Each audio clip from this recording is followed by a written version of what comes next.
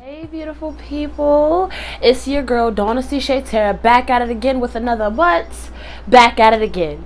If you are new here, welcome. Welcome. If you are returning to the channel, hey baby, I have missed you guys. Okay, for those of you who are new here, we have a podcast. All of our links are in our old videos. I will pin them in this video so that you can quickly click to them and get to our links. Our podcast is called Conversations with God Through You. Okay? We are still trying to figure out if we are going to. No, we're not. I just lied. I figured it out. I had been trying to figure out if I wanted our YouTube channel to be different from our podcast, but I have decided that the conversations in which I post on our YouTube channel will be in correlation with the conversations that we have on our podcast instead of just in alignment with them. They're going to be the same thing, just two different places, visual and audio, okay? But on our YouTube channel, which is what today is, which is what right now is, which you have all clicked on this link to come and see, is Healing After Dark on Fridays. That is what we are doing every Friday from here on out. It's called Healing After Dark, where I don't care if you have to pour up, roll up, charge your vape up, as long as you pull up with us tonight to have a little Bible study session. You know what I mean? This is something that I've been wanting to do for a long time, and since I am in this space of really getting into my content creation, I felt like, why not go all in with all of my ideas instead of, as we've been discussing, feeling trapped in my own perception of unworthiness of doing the things that God has laid on my heart. So tonight we are listen, before I get any further,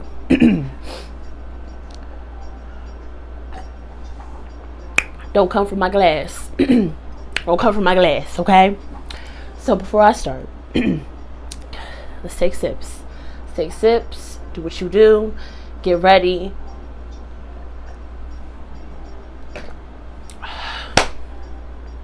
What is Healing After Dark? Healing After Dark is a safe space that I am curating for us. Who is us? Any of you watching, anyone under the sound of my voice, anyone who resonates with this message. Yes, we are rooted in Christianity. That's because that is what my foundation is. But don't get it twisted. We are not a religious sect. We're not here to convert you. I'm not here to tell you how my God is greater than your God. What we are here to do is understand ourselves better together. Heal ourselves together. Learn how to build a better, healthier foundation for ourselves together. Now, for me, my way, although I am not religious, my way is still very much based in, that's my Bible, Christianity, as I said. So I'm going to always say God. I'm going to always refer to Jesus. I'm going to always refer to those stories in the Bible, because they're not just Bible stories, as we like to compartmentalize them as their life lessons, and that is for whatever your belief system is. And I have dabbled in all different types of things because I'm a student of life, so I want to understand everything, and I can't understand God if I'm only looking at one perspective of him. You know what I'm saying? So that's what this space is for. We're not here to judge. We are not here to talk down on one another. We are here to admit that we are human, exist in our humanness while progressing to be better versions of ourselves. I'm not aiming for perfection. You shouldn't be aiming for perfection, but I am aiming to become a better version of who I was yesterday, today, and then tomorrow, and so forth. Why I started this, honestly, my healing journey began years ago, and for a big chunk of it, because I started and I was so young, when I started asking myself really deep questions and trying to figure out different parts of my trauma and different parts of my wounds, and trying to figure out how those correlated with where I am now and where I was working towards. What I wish I had was a community. What I wish I had was people who I can be like, oh, wow. Like what I wish I had, like one thing that I love about today's generation is TikTok. I love TikTok. I love TikTok. Why? Because I feel like I have found a people there, a people who understand, who get it, and I wanted to expand on that kind of connectivity outside of the clips that we're able to watch on there, but somewhere where we can go. And I'm hoping that this grows bigger than me and bigger than just YouTube, and we're able to reach heights that, you know, I never thought that we could reach. But right now we're going to start with a conversation. We're going to start with getting to know ourselves, and we're going to start with my favorite topic, which is tonight's topic: purpose in pain. Now, I know a lot of you hear that often, or have heard it in your journey, or you've seen it on social media, how there's a reason why we went through what we went through, and nobody goes through life without, you know, pain and heartbreak. And although that is not to negate anybody's experiences, it's an understanding that we have to come into of the duality of life. Life is not some box that we can just place everything perfectly in. Life is not, oh, a Christian looks like a certain kind of way or delivers her message a certain kind of way. Baby, I'm ratchet. I curse a little bit. I love trap music and I love the Lord, and you can't tell me any different. Life is bigger than what we like to label it as. We like to make sure that everything is something that we understand in a way that we understand it, so that we can feel better about whatever choices or decisions that we made, instead of being fluid, instead of learning that sometimes you got to go through in order to grow through. And although we don't want to hear that, most of us want to lay in our excuses, or lay in our hurt, or lay in our pain. It's easy to give up, and it's easy to curse your life, and it's easy to blame God, and it's easy to blame the people who did it, and it's easy to blame the people who hurt you, and it's easy to just be mad. But when we consume ourselves with those energies, when we allow the storylines to replay, when we allow ourselves to become victims in our own journeys, we stifle ourselves from growth. I can't become anything in this life if I don't go through something in order to know what I'm working towards. Pain is here so we can understand what pleasure is. Imagine if you were just given everything in your life. There are people right now, there are rich people, there are people that I know whose kids are very well taken care of. I mean, start to finish, up top tier life, top tier life. It's given what it's supposed to get. You know what I mean? And they don't have to worry, and there's no stress. And you know what? Some of these kids, it's still not enough. They're still looking for something. So that's where the understanding of life comes in. You can't be given everything. Sometimes we have to go through pain, and sometimes that pain is uncalled for. Sometimes that pain is something that we just had to go through in order to understand, in order to gain a perspective, in order to see it in a new light, in order to hear it in a different kind of way. What you went through then, I bet you won't allow yourself to go through again. Where you came from then, I bet you won't allow yourself to go back to. I bet you, because you've been there, because you know how it felt, because you know what it sounded like, because you know, and you will never allow yourself to do it again.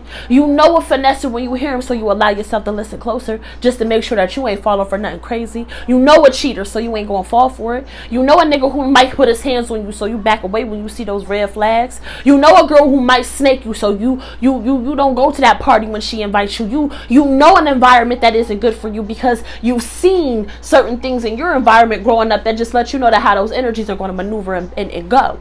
See, we go through in order to grow through, in order to become better versions of ourselves. How we build that relationship with the emotions in which we feel in that process is a completely different story that can change the trajectory of the outcome, that can prolong it if we so choose for it to. So the story that resonated with me, and let me tell you something, who we talk about tonight, y'all, and it's not gonna be a long topic. It's not, I promise you, we're gonna get into it. But who we talking about tonight is my boy. Yeah, this is my guy. This is my nigga. Like, he's a top tier guy. And the reason why I love his story is because it is a simple story. It's not a story that ended in some great battle being won. It's not he conquered 10,000 worlds. It's, you know, he didn't have all the concubines in the lands licking his toes. It was nothing like that. It was a simple story of faithfulness, of just minding your business, and God being like, you know what? I want to see something real quick. You know what I'm saying? And you having to decide where you're going to go with that information, and then picking a side and then getting it all back tenfold. It is such a simple story, but it is a powerful one. And although we might touch a little bit on the entire story of Job, there's a meat scripture that I want to really point out, because it's something that God showed me today. And all the times that I done read this book, I had never seen it before. So we're going to be going at, it is Job chapter 2, and it is verse 10. Okay, and to give you context behind this verse real quick, because it kind of is like a middle sentence type of verse. But to give you some context, so Job, faithful.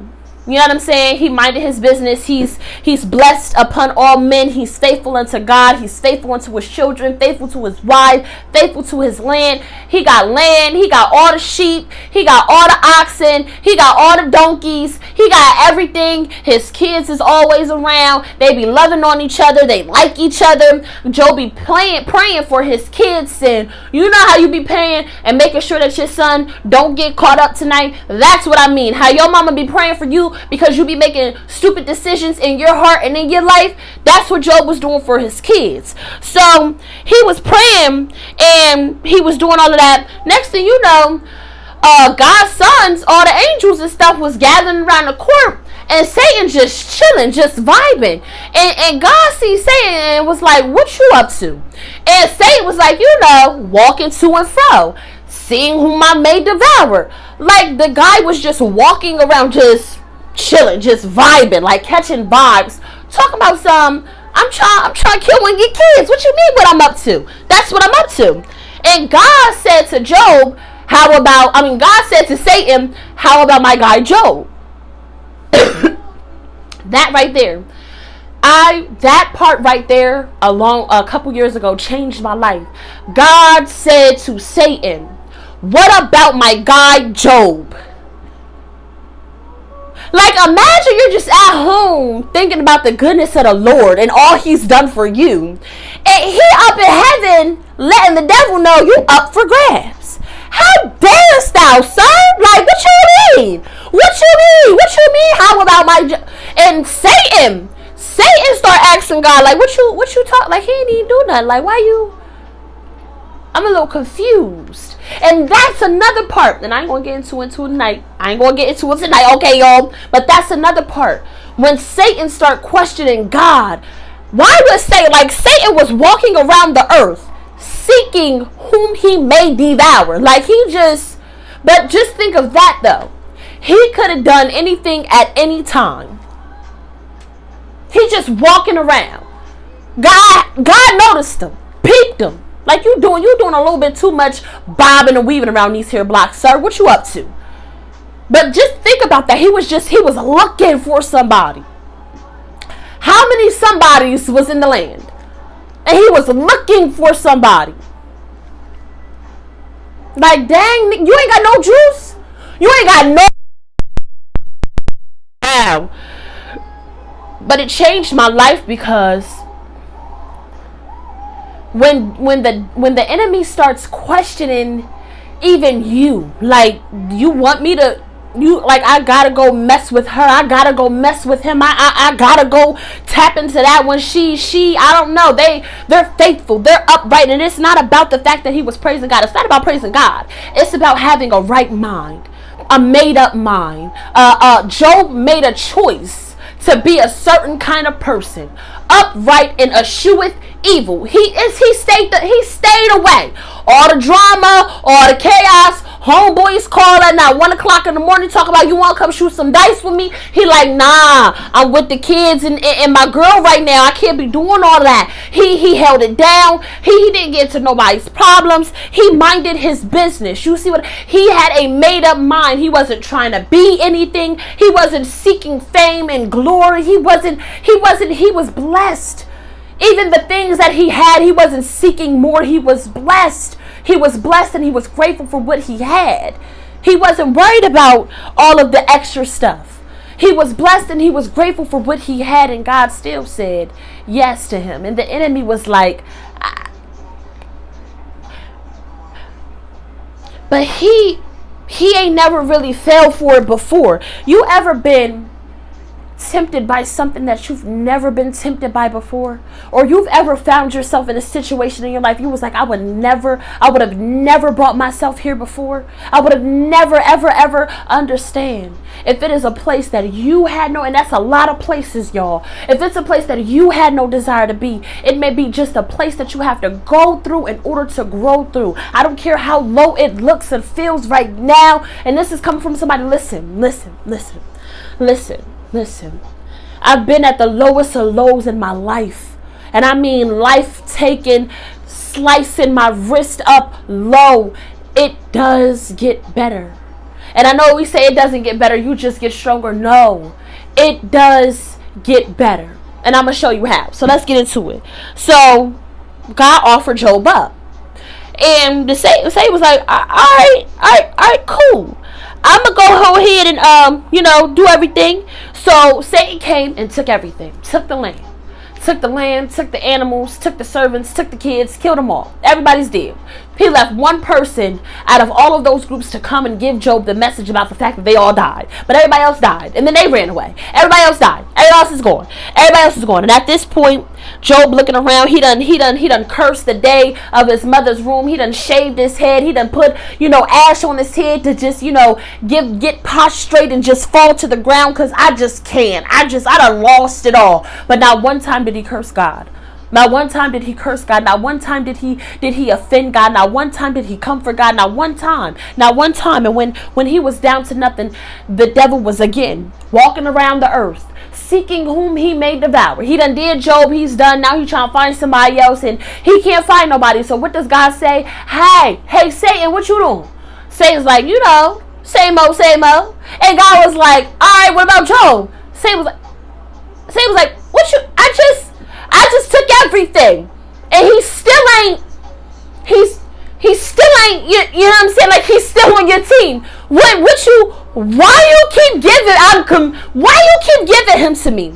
And God was like, I'm just trying to see something. I'm just trying to see something real quick. I'm just trying to see how it's going. I'm just trying to see something. He ain't giving him too much information, but God's trying to see something. He's trying to see something in us. He's trying to see which way we go. He's trying to see who we are. He's trying to see where we stand. He's trying to see, are we faithful? He's trying to see where our character is, where our hearts are, where our minds are, where our spirits are. We be asking for shit. We be asking for stuff. We be praying. We be like, God, give me. Can I have? God, can I have? It's like a little kid in a grocery store. We was kids, and our mom told us, don't ask for nothing when we go in that store. And we get in the store and we still ask for something. Like, you ain't even, first of all, what is you giving me?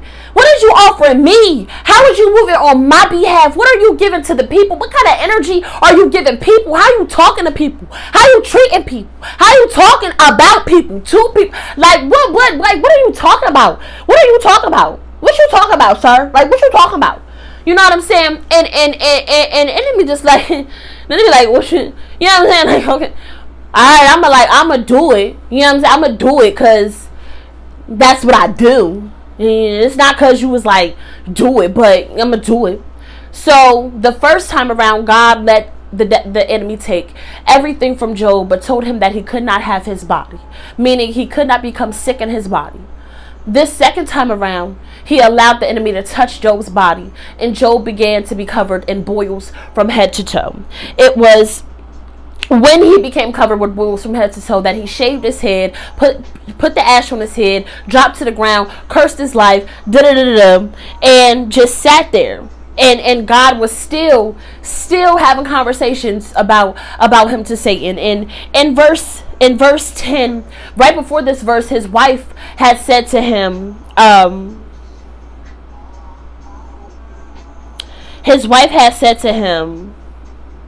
to curse God and die. So I'm gonna just read the whole scripture, okay? So starting at verse 7, she said, so went Satan forth from the presence of the Lord, and smote Job with sore boils from the sole of his foot unto his crown. And he took him a potsherd and scraped himself withal, and he sat down among the ashes. Then said his wife unto him, and this is the part that we're going to get into. This is the part. And his wife said unto him, dost thou still retain thine integrity? Curse God and die. Verse 10. But he said unto her, Thou speakest as one of the foolish women speaking. What? Shall we receive good at the hand of God, and shall we not receive evil? In all this did not Job sin with his lips?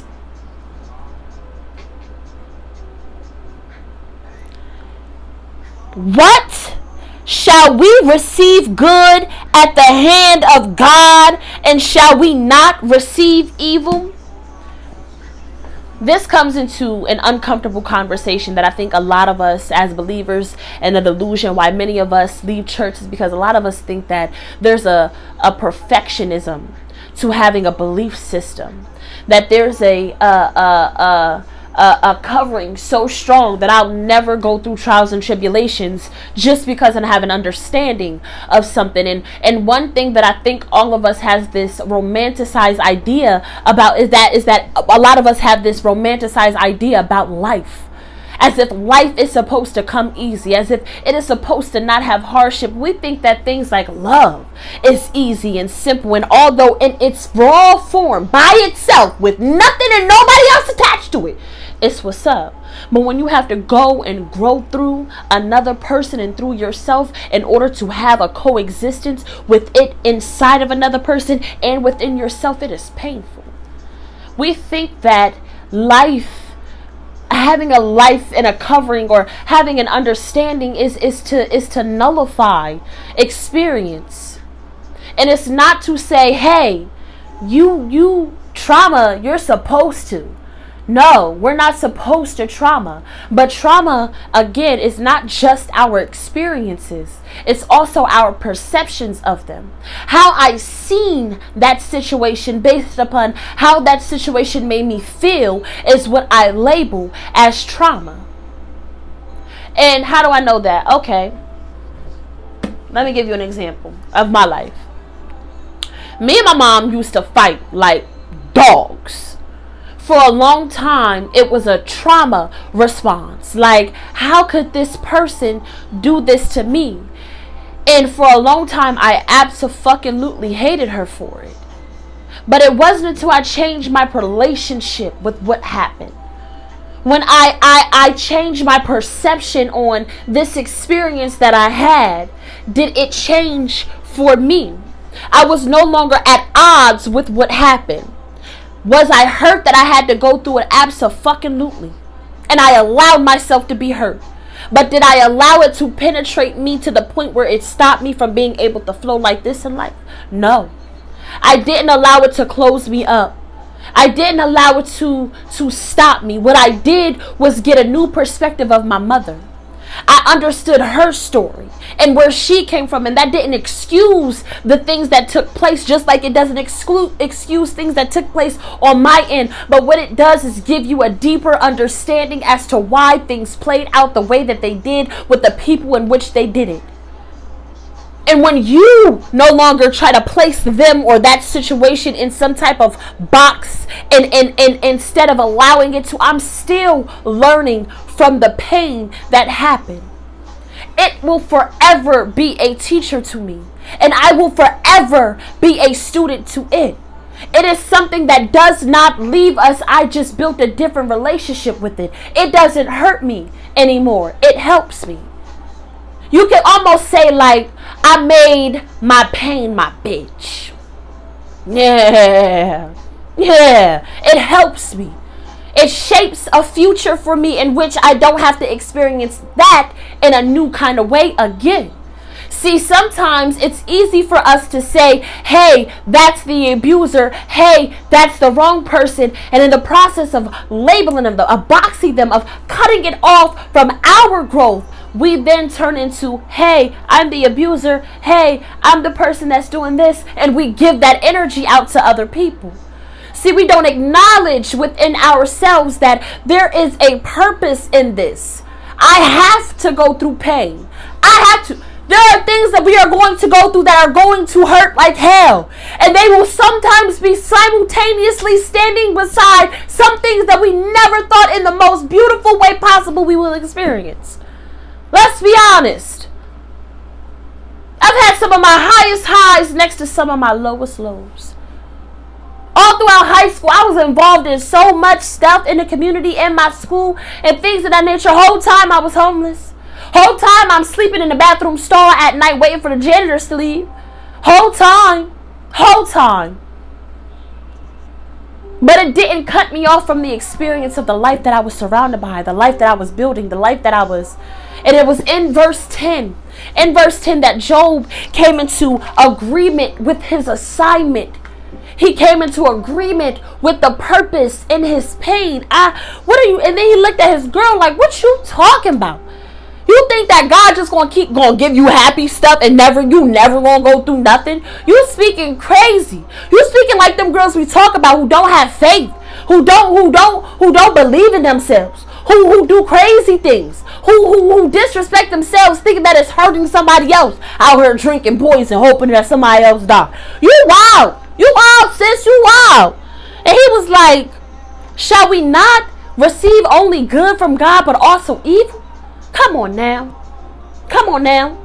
And we can say all day long, God don't send evil, but God allows things to happen for us, to us, around us. Stop playing. It's a pruning process. After that, his homies slid through, right? His homies came through, and they sat with him for 7 days, 7 nights. Didn't say nothing. They just let they just let him be sad. Sometimes you gotta let your people be sad. And we keep living this kind of life of perfectionism so much that we don't allow ourselves to be human. Another reason why I love the story of Job, he allowed himself to be human.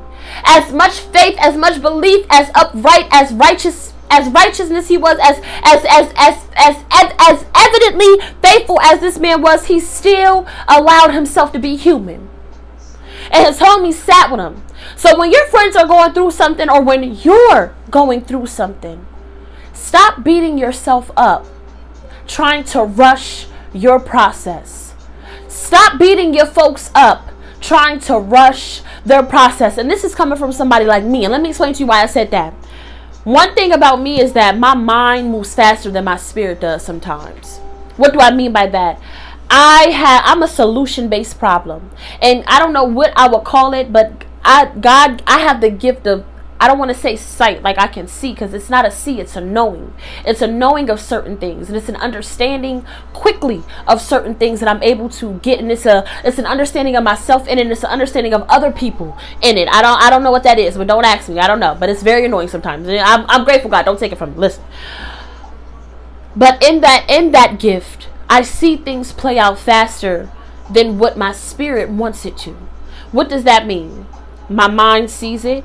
My spirit sees it too. But there's a process my spirit is trying to prune me through. It's trying to grow me through. It's trying to mold and shape me through. And because I see it, I want it to be done. Because I know the answer, I want you to say it. And I have had the tendency in the past to enforce that on somebody. Like get to the point. And in doing that and not allowing that person, us, our relationship to grow into an understanding that we both feel comfortable with, I rush the process. And in rushing the process, I rush the person.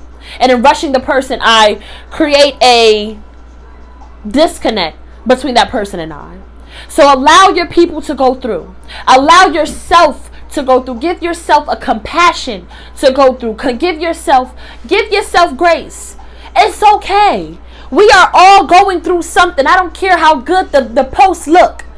Yeah, the page is real aesthetically pleasing. Yeah, them veneers is popping. That Birkin she got is good, ain't it? You don't know that people's lives. You don't know nothing about them. So stop. After that, you know what I'm saying, on after the 7 days and the 7 nights, Job just out of nowhere just started, saying, F my life.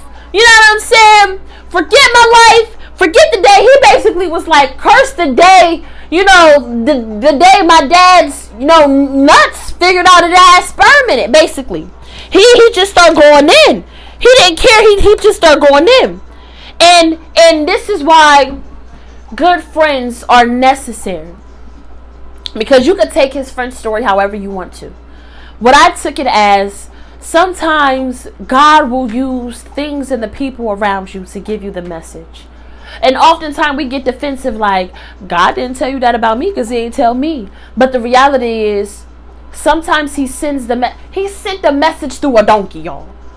If he feels like he wants to get the message through your next door neighbor that you hate, I just need you to hear it sometimes. Sometimes we don't want to hear it because of the sources, because of where it's coming from, because of how we perceive the source or how we perceive somebody. Who are you? Who are you to limit God? Who are you to limit yourself in the way that you're able to receive messages from a source greater than you? Who are you to say that you can't be guided? Who are you? Who are you? You know what I mean? So just keep that in mind. Because every time that Job found himself praying or screaming out or cursing his life, his friends always had a rebuttal. Now you could look at it as, and God looked at it as, y'all told him the wrong thing. And that's because sometimes we allow our perception of a situation or an energy or a person to jade how we can give a better perspective to our folks. So just because your people is giving you advice and showing up and loving you doesn't mean that they're always in alignment in their answer. So his homies start, basically telling him, like, you did something wrong. Like, God don't fuck with you. Like, God don't fool with you, sir. Like, you need to go ahead and tell him, you sorry. Like, you must be a sinner. You was doing something on the low, wasn't you? And oftentimes when we go through something, we always blame ourselves. Or our people look at us like, well, what did you do? Or what did you say? Or how did you react? And you clearly did something in that situation that caused them to move in this kind of way, when sometimes it just is. It just is. It just is. So him and his friends was going back and forth, basically. His homeboy Eliphaz was like, one of the things that he said to Job that I found empowering, and I'm going to end this in a couple of minutes, okay?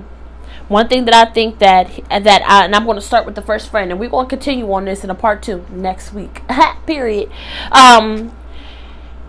He said to Job, behold, thou hast instructed many. Oh, this is chapter 2, verse 4. He said, behold, thou hast instructed many, and thou hast strengthened the weak hands. Thy words have upholden him that was falling, and thou hast strengthened the feeble knees. But now it is come upon thee, and thou faintest. It toucheth thee, and thou art troubled. Is not this thy fear, thy confidence, thy hope, and the uprightness of thy ways? That was verses 3 through 6. And sometimes when we go through stuff, our people looking at you like, especially if you're the strong friend, people have the tendency to look at you like, girl, you was just preaching this, and you was just saying that, and you was just believing this, and you was just saying that. You just was with that dude last week, and now you telling me that I need to leave mine alone. Like, what are you talking about right now? Like, you just quit smoking the vapes. Like, why are you telling me that I need to stop smoking the vapes? You just stopped drinking. Don't tell me how to live my life. And we get in those moods and that defensiveness, that kind of thinking with people. Like, you was just why is you acting like this? You know what I'm saying? He looking at him like, you was just preaching just last week, and now you sitting here acting like you can't go through nothing. Like, you weak. Like, you don't know. Like, what is this? Job, like, talk to me. And it is in those moments that we have to understand, again, the duality of life. I can sit here and I can tell you, yo, God is the greatest, and he got my back, and that is a true statement. But the reality is, I'm a human. And just like Job, when I go through something, sometimes I gotta cry. Sometimes I cuss God out. Sometimes I say, you know what? You should have aborted me, Mom. Yep. You should. I've had those conversations. And there have been times in my life that people have talked to me like Eliphaz talked to Job. You're so strong, Daunessy. You shouldn't be acting like this. And I didn't think that you understood pain. And I didn't think that you hurt. And I didn't understand. And I didn't Listen. We all go through something. We all are trying to figure it out. But there is a purpose in what we go through. And it is Job's story that shows us when we allow ourselves to go through. We not perfect, not all dressed up, not having it all figured it out, not having it all together, not trying to present ourselves to the world as one thing when we're really something else. When we take the time to just be, not blame, not, you know what I'm saying? Just be, not go out and find a fix to our problem. Not go out and put ourselves in unhealthy, toxic, harmful situations trying to overcome whatever pain we think we're feeling at the time. Not dissatisfying our own souls to be comforted in moments. But allow ourselves to just go through. I don't feel like it. I don't want to. F all of y'all. As a matter of fact. You know what I'm saying? Like, you and Job said that to his homie next. Like, you ain't even saying the right things, homie. Like, stop talking to me. Like, why is you talking to me? And sometimes we get like that with our folks. Our folks be trying to help us. And our folks be trying to love on us. And our folks be trying to guide us and give us advice. And the reality is, if you didn't want my advice, why you tell me stay? You could have told me leave. At any given time, Job could have been like, can y'all go ahead about your business? Like, y'all don't gotta be here. But the reality is, misery loves company.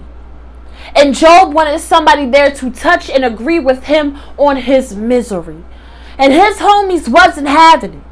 His homie, that's why I fools with Job's friends, regardless of some of the things that they said and the perspective that they painted of God and how God was punishing Job for something wrong and he was a sinner and all this crazy stuff. All of that, it's the fact that they didn't allow him to just be in his shit.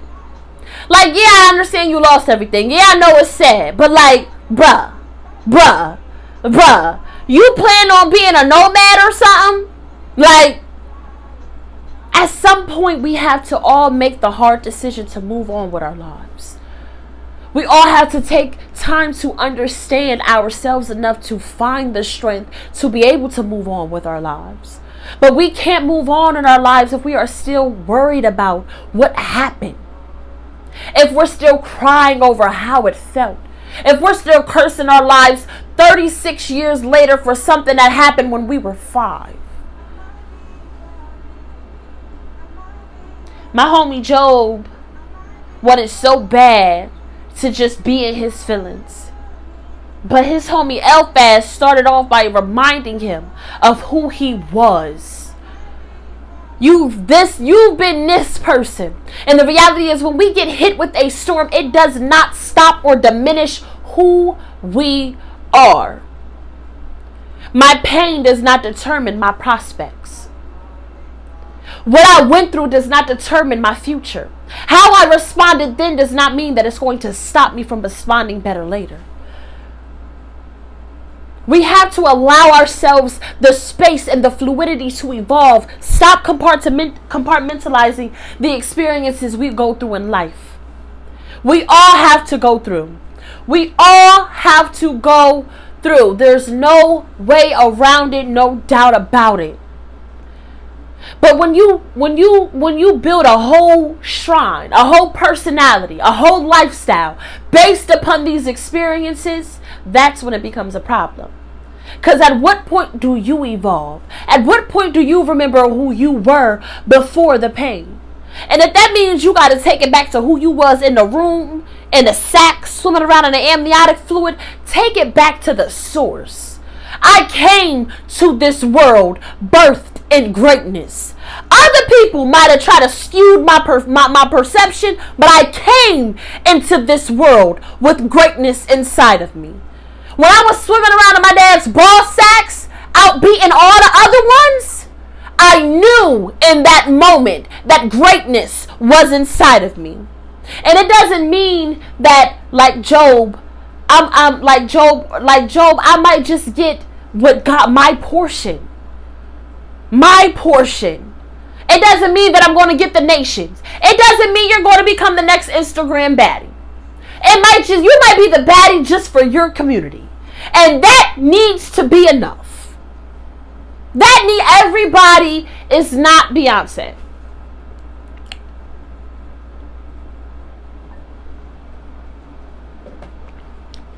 Some of us can be Kellys, but most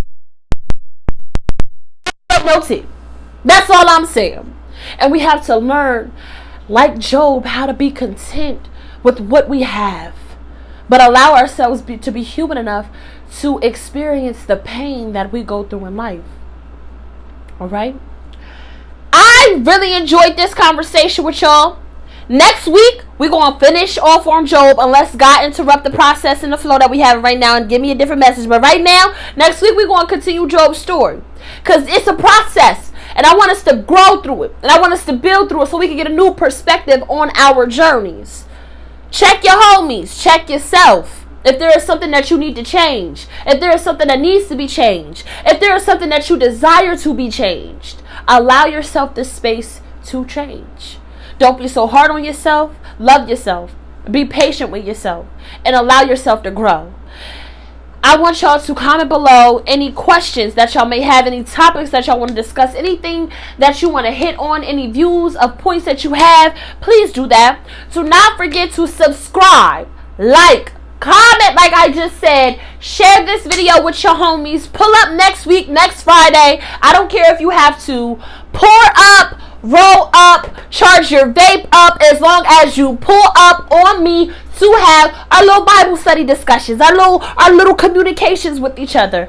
And just be blessed, bro. Be blessed and be easy on yourselves. Be blessed and be easy on yourselves. We are all just trying out here. Everybody, I don't care what level of life it may seem like you're on, we are all just trying. So be gentle on you.